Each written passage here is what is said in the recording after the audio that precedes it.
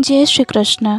श्रीमद् भगवत गीता अध्याय 11 श्लोक 55। मत कर्मा कृन् मत परमो मद्भक्तः संगवर्जितः निर्वैरः सर्वभूतेषु यः स मामेति पांडव।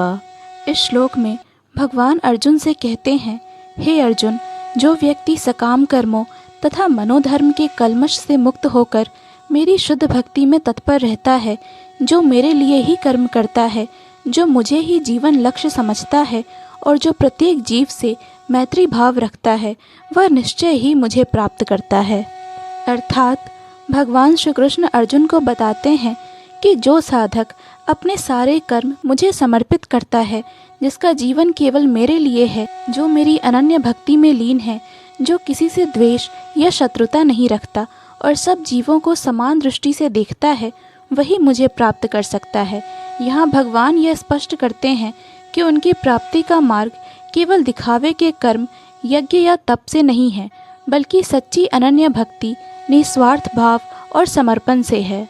इस श्लोक में 5 बातें मुख्य रूप से आती हैं। पहली, मत कर्मकृत, अर्थात हर कर्म भगवान को समर्पित करना।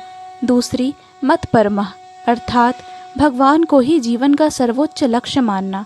तीसरी, मद भक्तः, अर्थात निस्वार्थ और अनन्य भक्ति करना। चौथी, संगवर्जितः, अर्थात मोह, द्वेष, अहंकार और शत्रुता से मुक्त रहना।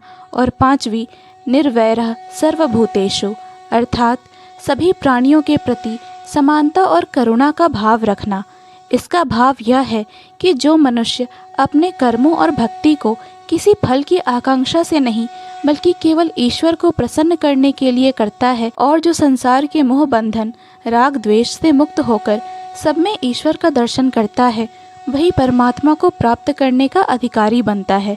यानी सच्चे भक्त के जीवन में समर्पण, भक्ति, निष्कामता और सर्वभूतों के प्रति करुणा ही भगवान की प्राप्ति का मार्ग है। इस प्रकार श्रीमद् भगवत गीता के 11वें अध्याय विराट रूप का भक्ति वेदांत तात्पर्य पूर्ण हुआ। जय श्री कृष्ण।